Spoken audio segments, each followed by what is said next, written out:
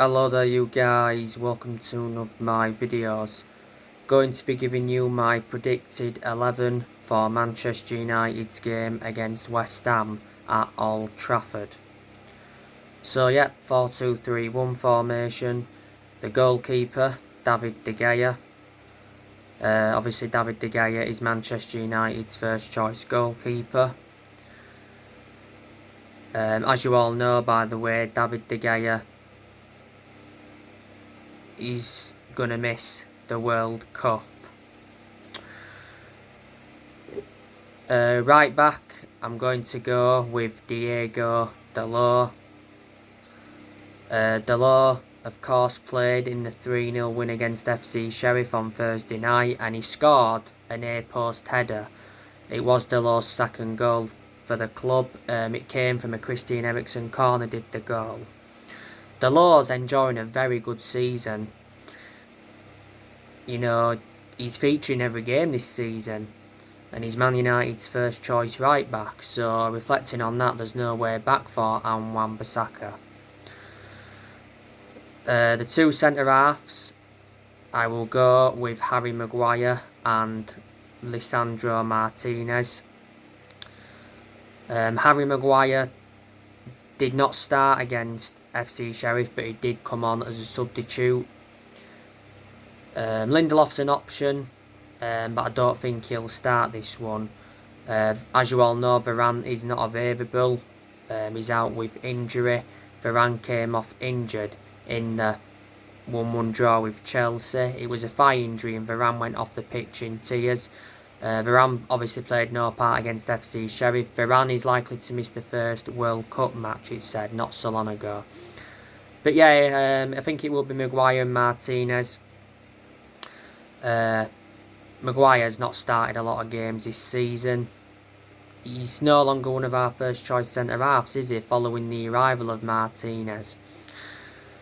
Maguire had an injury not so long ago. He's had a few injuries as a United player. Man United overpaid for Harry Maguire, got him for 80 million.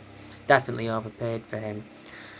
But it'll be interesting to see how Maguire and Martinez play together.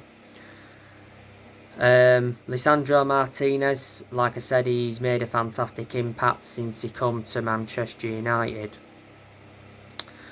What a signing he has been. Manchester United got him from Ajax in a deal worth 57 million. Left back, I'm going to go with Luke Shaw. Luke Shaw, of course, played against FC Sheriff. He obviously got the assist for Marcus Rashford's goal. It was a cross from the left wing. Shaw's been impressive in his last few games. He has really stepped it up to his credit, but my concern about Luke Shaw is injury prone. Being a long-serving player at Man United, he's enjoyed around 9 years or so at the club. His contract at the club expires next year. Now, the two centre midfielders, I'm going to go with Casemiro and Christian Eriksen. Casemiro, I think, has done well since he come to United. Revert back to last weekend, Casemiro scored his first goal for the club. He rescued a point for Man United because he scored an injury time header. It was against Chelsea. You can tell how much that meant to Casemiro. Man United obviously got Casemiro from Real Madrid in a deal worth 70 million. And Christian Eriksen, he's done well since he come. He played in the 3-0 win against FC Sheriff. He got the assist for Diego Dalot's goal. I think he had some chances as well. Man United got Christian Eriksen on a free transfer. When he officially signed, he signed a 3-year contract. You know, there's other options in midfield as well. You've got Fred, that's an option, but I don't think he'll start this game. But there again, Fred has started a few games alongside Casemiro, so that means, you know, he started a few times ahead of Eriksen. You've got McTominay, that's an option, but nah, he won't start this game, I don't think, either. McTominay's no longer one of our first choice centre midfielders following the arrivals of Casemiro and Eriksen. Van der Beek's another midfielder we've got. Not so long ago, he had a knock. But yeah, the centre midfielders, Eriksen and Casemiro. Attacking midfielder, Bruno Fernandes. Bruno Fernandes played against FC Sheriff. He played in the 1-1 draw with Chelsea last weekend. He played very well, Fernandes, in the 2-0 win against Tottenham at Old Trafford. Don't forget, he scored in that game. It was a right-footed curled effort. Fernandes always seems to put a good performance out against Tottenham, and he always seems to get the best out of Fernandes when he's not playing with Ronaldo, which doesn't really make sense, like I've said before, because Fernandes and Ronaldo played together for Portugal. Fernandes has been at United since 2020, so reflecting on that, he's been at the club over 2 years. Man United got him from Sporting Lisbon back in January 2020.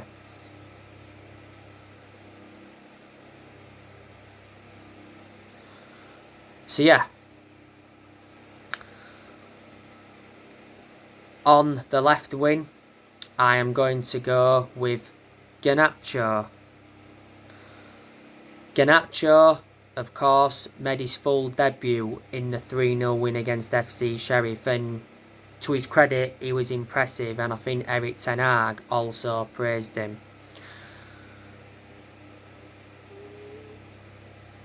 So I do think Garnacho will come in for Marcus Rashford. On the right wing, I'm going to go with Antony. I don't think Jadon Sancho will start this game.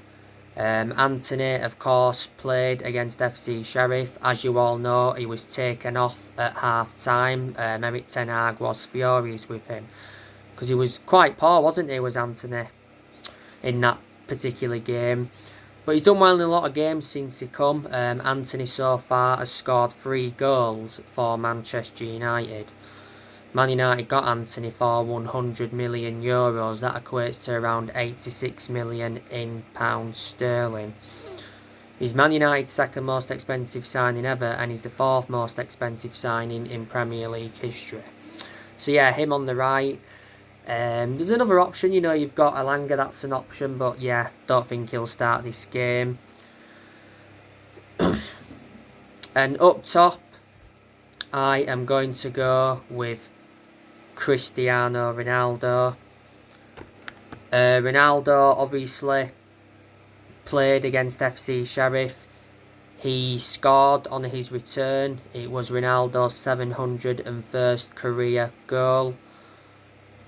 Should have had more than 1 goal against FC Sheriff at Old Trafford, because he had several opportunities. There was one good chance he had, that was from close range, produced a save from the FC Sheriff goalkeeper. Don't forget, Ronaldo missed a 1-1 draw with Chelsea last weekend as a punishment for him refusing to come on as a substitute against Tottenham. As you all know, Ronaldo stormed down the tunnel before full time. And immediately after that, Erik ten Hag came out and said that he would deal with Ronaldo. Not so long ago, Ronaldo was at Carrington and he had showdown talks with Erik ten Hag over his Man United future. Man United could be releasing Ronaldo on a free transfer next year. Napoli are interested in him, and Chelsea are also interested in him. So yeah, Ronaldo up top. We've got Martial, who you could put up top. I think he's an option. He's no longer injured now, as far as I know. You can obviously play Rashford up top as well, but I think Rashford plays better when he's out wide.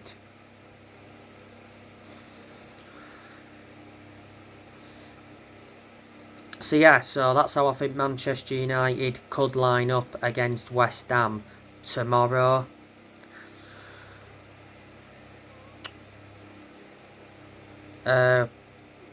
West Ham, the players they've got the likes of Jared Bowen. Now, Moyes recently provided an update on him. Apparently Bowen's back in training, but he has been out with injury. Bowen's a key player for West Ham. I rate him. Pablo Fornals is a good attacking player. Said Ben Rama, West Ham got him from Brentford. Skamaka, what a signing he's been so far for West Ham. Maxwell Cornet, he's out with injury at the moment. Michael Antonio's another good attacking player. He's had a few injuries as a West Ham player. Connor Coventry, Flynn Downs, Lanzini, Vladimir Sufel, Declan Rice. Declan Rice is predominantly a holding midfielder, but he can also be deployed as a centre-back, can Declan Rice. Don't forget, for a while Manchester United were in for him. Thomas Souček, I also like him. Got Jamal Baptiste. Craig Dawson, West Ham got him from Watford now. He's out with injury at the moment. They got Emerson, West Ham got him from Chelsea. Kurt Zouma, former Chelsea player, he's a defender. Angelo Agbona is a defender. They got Aaron Cresswell, he's a very good left back.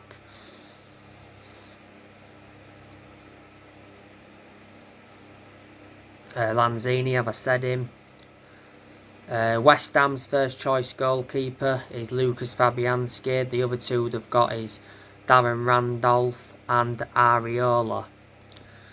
And like I've said, you know, West Ham have lost players. They let Isia Diop go to Fulham. They loaned Nikola Vlasic out. They let Yarmolenko go on a free. They also lost Ryan Fredericks.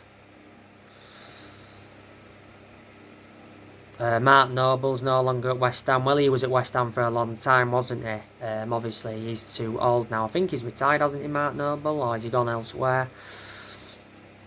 Quite a few years ago, lost Andy Carroll. So they are players West Ham have lost.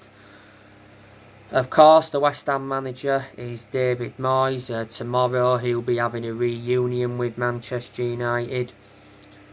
David Moyes, he's in his second spell at West Ham. He has been the West Ham manager for almost 3 years. In his second spell, he got appointed in back in December 2019. In his second spell, he's under contract with West Ham until 2024. Obviously, the season before last, was it? David Moyes guided West Ham to a 6th place finish. So that got West Ham into the Europa League. So he's had very good spells at West Ham as Moyes. Weren't good in his first spell at West Ham, he ended up getting sacked. Before Moyes managed Real Sociedad, ended up getting sacked from them. Before managed Sunderland, got sacked from them, got them relegated. As you all know, he managed Manchester United for around 10 months. Was it? He only enjoyed a short managerial tenure at the club.